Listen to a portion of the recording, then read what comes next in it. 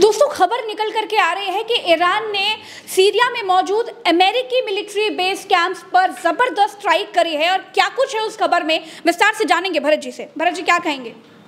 प्रज्ञा जी, ये खबर निकल कर, बिल्कुल वाजिब बात आपने कही, ये खबर निकल कर आ रही है।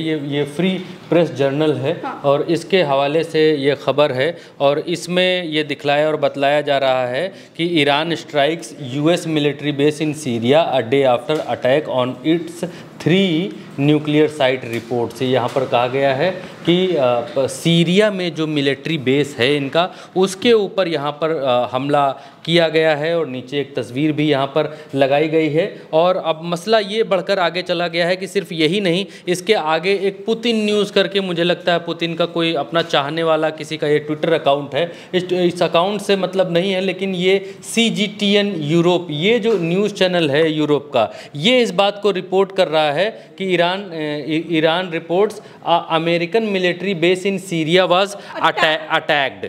ये इस बात को कहते हुए नज़र आ रहे हैं। ये देखिए, Iran reports American military base in Syria was attacked, ये बात। लेकिन इससे पहले एक चीज़ पर और आपको नज़र डालनी पड़ेगी। तेहरान की तरफ से कल इस बात को कहा गया था, ये जैसे तेहरान की तरफ से it is the time to make hell for the US air base in the Middle East, go back to your country. यहाँ पर ये कहा गया कि डोनाल्ड ट्रंप ने जब कल ये पोस्ट डाली जिसमें उन्होंने लिखा कि हमने सक्सेसफुल अटैक कर दिया है न्यूक्लियर साइट्स पर ईरान में, इंक्लूडिंग फोर्डो, नताज और Isfahan, all planes are now outside in the Iran in air space, a full payload bombs was dropped in the primary sites Fordo, all planes are safely on their way home. Congratulations to our great American warriors. There is no another military in the world that could have done this. Now the time for peace. Thank you for your attention for this matter. ये जब उन्होंने लिखा कि हमारे plane Iran पर की nuclear sites पर हमला करके सुरक्षित बाहर आ गए हैं और अब हम अपने मिलिट्री वालों को कहते हैं कॉन्ग्रेचुलेशन कहना चाहते हैं, वर्ल्ड की बहुत तगड़ी सेना है, तो इसको कोट करते हुए तेहरान की तरफ से कल ये कहा गया था कि it is the time to make hell for US air base in the Middle East, go back to your country. Means कि यहाँ पर ये कह रहे हैं कि हम आपके खाड़ी के देशों में जो आपके बेसेस हैं उसको हेल बना देंगे, नर्क बना देंगे। और वो होना शुरू हो चुका है। एक तरफ रूस से सहयोग मिलने की बात कही जा रही है, विदेश मंत्री ईरान के रूस में हैं और वहाँ से कहा गया है कि हम आपकी पूरी मदद करेंगे, पूरा सहयोग करेंगे। और दूसरी तरफ जो खाड़ी के देशों में मिलिट्री बेस हैं, 40,000 ट्रूप्स हैं, लगभग 40,000 सैनिक मौजूद हैं इनके गल्फ़ में, उन एयर बेसेस पर हमला करना शुरू हो चुका है ईरान की तरफ से। अब ये एक मानचित्र है जिसको आप देखेंगी, ये US मिलिट्री प्रेजेंस है जो सीरिया की बात कही जा रही है कि सीरिया में इस बात हमला हुआ है। ये इराक के ठीक ऊपर वाला ये जो पॉइंट है, ये सीरिया में यहाँ पर इनका मिलिट्री बेस है। और संभवतः इस मिलिट्री बेस पर या इस मिलिट्री बेस पर, क्योंकि जब इजराइल में यहाँ से मिसाइल मारते हैं ये लोग, तो इनका जो बीच में मिलिट्री बेस है, इन लोगों के यहाँ पर भी एयर डिफेंस सिस्टम है।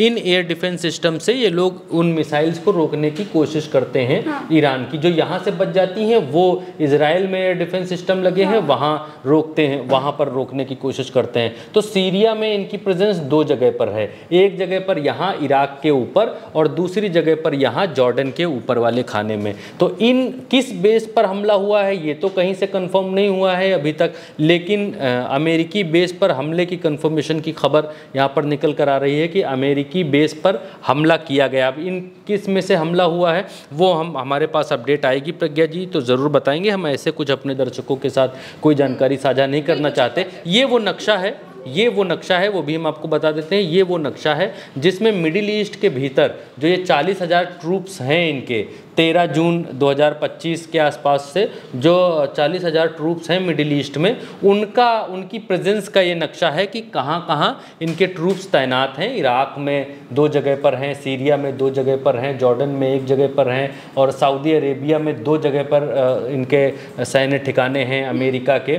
और रेड सी के पास में इन्होंने यहाँ पर वो नाव तैनात कर रखी है। ये जो आप देखेंगी प्रज्ञा जी, ये वो नाव है। यही कहा जा रहा है कि यहाँ से भी ये लोग मिसाइलें रोकने की कोशिश करते हैं। और ये जो नीचे से यमन से, इस जगह से यमन से यहाँ जो प्रॉक्सी जो संगठन है, हूती विद्रोही जो हैं, वो जब यहाँ से चलाते हैं मिसाइल मारने सीरिया के, यहाँ इजराइल के ऊपर मारने के लिए यहाँ से, तो फिर ये जो लाल सागर में यहाँ पर डिस्ट्रॉयर, ये जो डिस्ट्रॉयर है ये भी अमेरिका का ही है प्रज्ञा जी। अच्छा। ये भी अमेरिका का ही है। ये लाल सागर के भीतर, ये आपको दिखाते हैं लाल, ये जो इस रंग का है, ये यहाँ पर बड़ा युद्धपोत खड़ा हुआ है अमेरिका का। हाँ। यहाँ पर, और यहाँ पर इनका सैन्य बेस है लाल सागर के बिल्कुल मुहाने पर, तट पर, और ये लाल सागर पर बेस है। तो कुल मिलाकर कहने का मतलब है, हम आपको प्रेजेंस दिखाना चाहते हैं कहाँ कहाँ पर है। और जब अब रूस से वापस विदेश मंत्री आएंगे और क्या संदेश लेकर आते हैं, क्या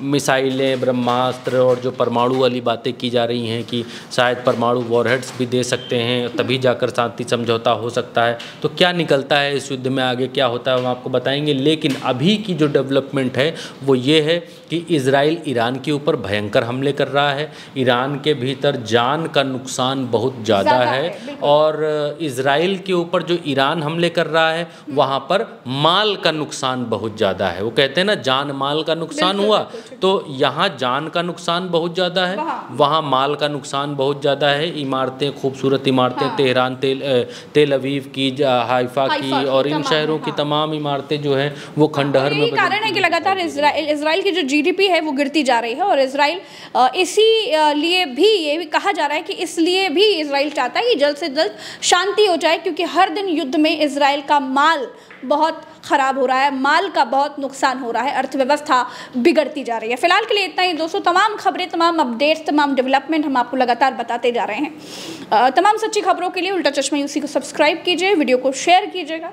नमस्कार।